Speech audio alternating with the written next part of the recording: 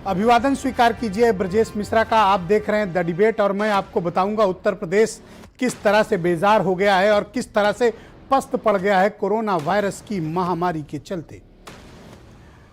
बहनों भाइयों, corona virus ने उन लोगों के जीवन में पूरा अंधेरा कर दिया है जिन्होंने अपने घर के कमाऊ सदस्यों को खो दिया है। कोरोना ने उनके जीवन को, उनके दिन और रात को काला कर दिया है जिन बच्चों के सर से मां बाप का साया उठ गया है या जिनके पिता की मृत्यु हो गई है।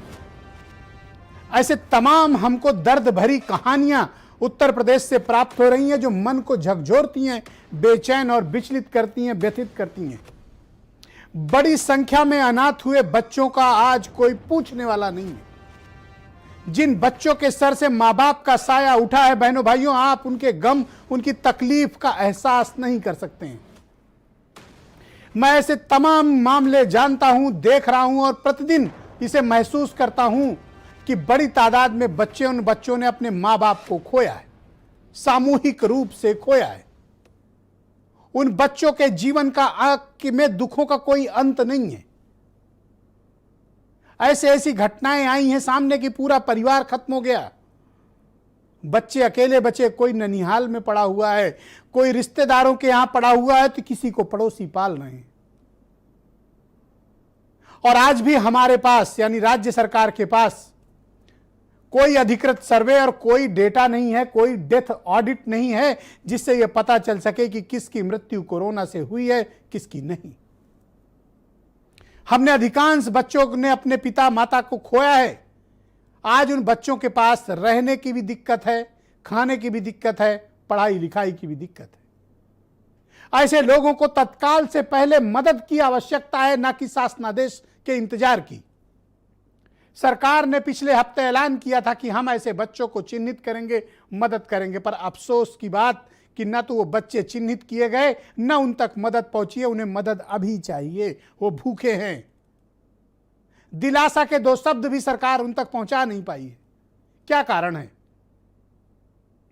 तसल्ली देने में, सांत्वना देने में तो पैसे नहीं लगते ना, संवेदनशीलता दिखाने में कोई पैसे नहीं लगते, मानवीयता के साथ पेश आने पर भी कोई पैसे नहीं लगते।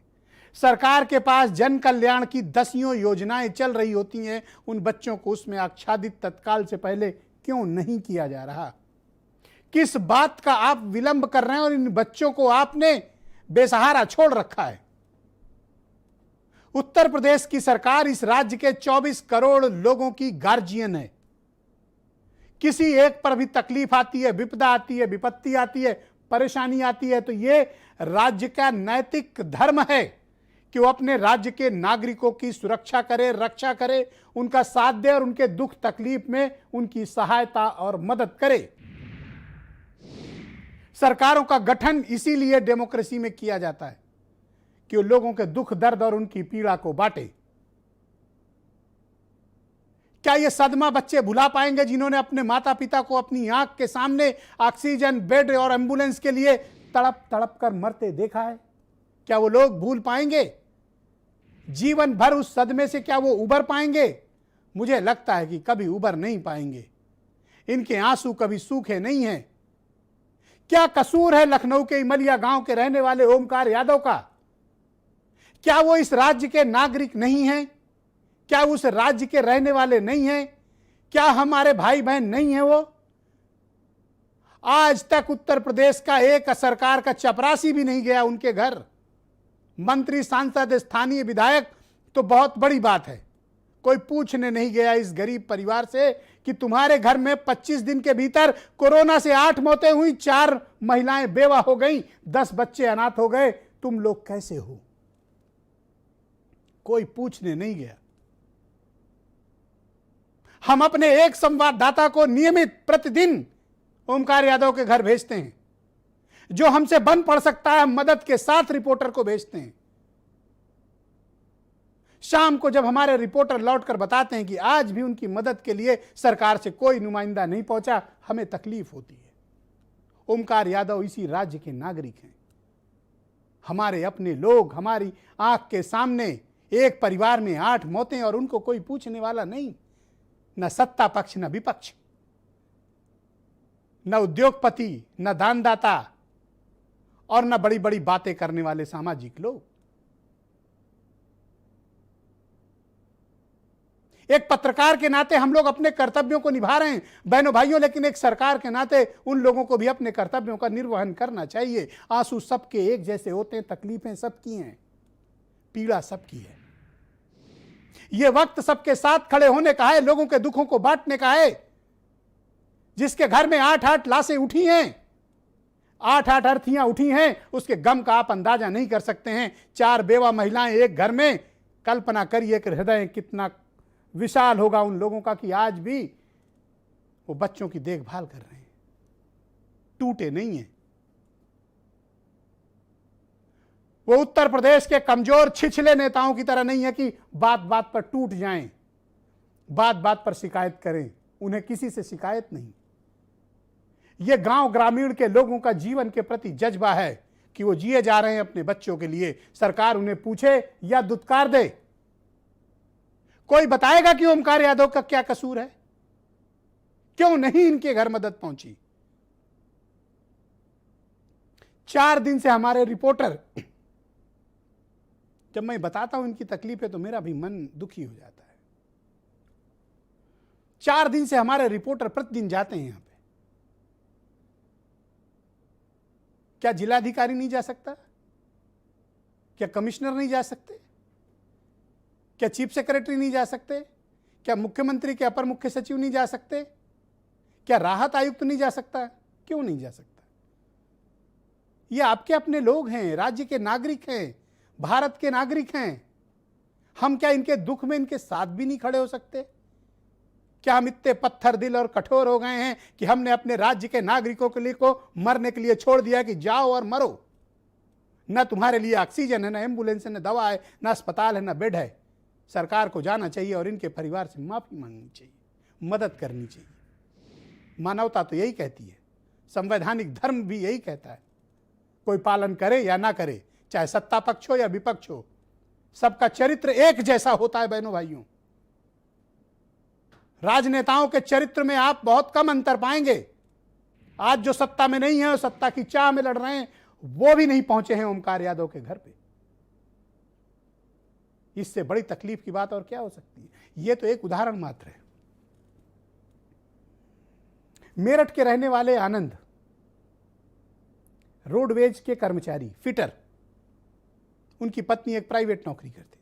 आनंद की मृत्यु हो गई। एक बेटा, नेत्र की प्रॉब्लम है, दिखाई नहीं देता। 2 छोटी बेटियां हैं। आनंद की मृत्यु के बाद पिछले 1 महीने से आनंद की बेवा मेरठ नगर निगम के चक्कर काट रही है इस बात के लिए कि डेथ सर्टिफिकेट दे दो। लानत है उस नगर आयुक्त पे और लानत है मेरठ के नगर निगम पे कि वो अब तक आनंद का डेथ सर्टिफिकेट नहीं दे पाए। वो कोई क्लेम नहीं कर सकती उसकी फैमिली। हमारे रिपोर्टर जब पहुंचे, आधे घंटे तक उनकी बेवा लगातार रोती रही। बड़ी दिलासा के बाद जब शांत हुए, तब हमने उनकी तकलीफ को सुना। ये अपने राज्य के कर्मचारियों के साथ व्यवहार है आपका। कहां है रोडवेज के मंत्री, कहां है रोडवेज का अपर मुख्य सचिव, और कहां है ट्रांसपोर्ट कमिश्नर, और कहां है एमडी यूपीएसआरटीसी? क्या आपको जरा भी शर्म नहीं आती कि जिन लोगों ने आपकी सर्विस देने के लिए अपनी जान दे दी, उनको उसकी बेवा को तुम डेथ सर्टिफिकेट नहीं दे रहे हो? मुआवजा तुम क्या दोगे? मदद तुम क्या करोगे? तुम तो जेन्युइन चीज भी नहीं दे रहे हो, सर्टिफिकेट नहीं दे रहे हो, तरसा रहे हो उसको। पत्नी उसकी परेशान है, छोटे छोटे बच्चे बिलख रहे हैं। 3000 की प्राइवेट नौकरी करती है उसकी बीवी, अब कैसे परिवार चलाएगी? बहनों भाइयों, इस कोरोना काल ने उत्तर प्रदेश के चेहरे से नकाब नोच ली है। उन तथाकथित लोगों के चेहरे से भी नकाब नोच ली है जो बहुत सुचिता का दावा करते थे, अपने आप को स्थापित मानकों में से ऊपर बताते थे। वो पाताल में धसे हुए पाए गए इस कोरोना काल में। लोग अपनी ही तकलीफों में डूबे हुए हैं और उनके तकलीफों का कोई अंत नहीं है। ऐसी ऐसी कारुणिक कहानियां हैं जो दिल दहलाती हैं। मैं आपको इसलिए प्रतिदिन आके बताता हूं ताकि जानो कि आपके आसपास क्या हुआ है। एक जिम्मेदार नागरिक का बोध आपके भीतर होना चाहिए। अपने राज्य के लोगों के दुख तकलीफ के साथ जुड़ना आपका धर्म है, आपकी संवैधानिक ड्यूटी है ये कि आप अपने राज्य के नागरिकों के दुख दर्द में साथ खड़े हों, जानें और समझें।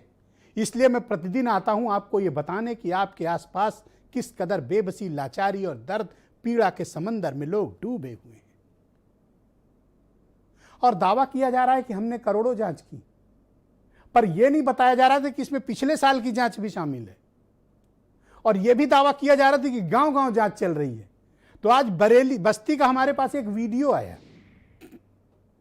इस वीडियो में स्वास्थ्य विभाग के कर्मचारी एक गांव में पहुंचे हैं और जो जांच करने वाली किट है उसको तोड़ तोड़कर नीचे फेंक दे रहे हैं और डेटा में एंट्री कर ले रहे हैं। जांच किसी की नहीं हो रही, लेकिन किट के तो स्टिक को तोड़ दिया जा रहा है ताकि यह बताया जा सके कि हमने जांच कर ली है। ऐसे जांच की जा रही है उत्तर प्रदेश के भीतर। गांव में तबाही यूं ही नहीं आई है, ये सब कारण है। जब आपका सारा ध्यान आंकड़ों को दुरुस्त करने में, जब आपका सारा ध्यान टेस्ट को कम करने में, जब आपका सारा ध्यान सिर्फ इस बात पर हो कि हमें यह दिखाना है कि हमारे राज्य, हमारे प्रदेश, हमारे शहर, हमारे जिले में पॉजिटिव केसेस कम हैं, तो आप इसी प्रकार की हरकतें करते हैं जो हमारे गांव के लोगों के लिए जानलेवा साबित हुई। इन टेस्ट किट से न जाने कितने गांव के ग्रामीण भाई बहनों के टेस्ट किए जा सकते थे, लेकिन इनको तोड़कर फेंक दिया गया, डेटा में एंट्री कर ली गई। क्या राज्य की सरकार उच्च स्तरीय जांच कराएगी इसकी? नहीं कराएगी। और अगर कराएगी भी तो दिखावे की जांच होगी, क्योंकि संदेश सबको एक तरह से है, अपने जिले से पॉजिटिव केसेस कम करना है कैसे भी। तो यहां डिस्ट्रिक्ट कलेक्टर एक बार एक चीफ सेक्रेटरी मुझे बता रहे थे, डिबेट में भी थे, आप लोगों ने भी सुना होगा उनको, कि चांद को नीचे लाने के अलावा उत्तर प्रदेश के किसी भी जिले का जिला अधिकारी हर काम कर सकता है। चांद तारा तोड़ने के अलावा वो हर काम कर लेगा। तो ये काम भी उसने करके दिखा दिया।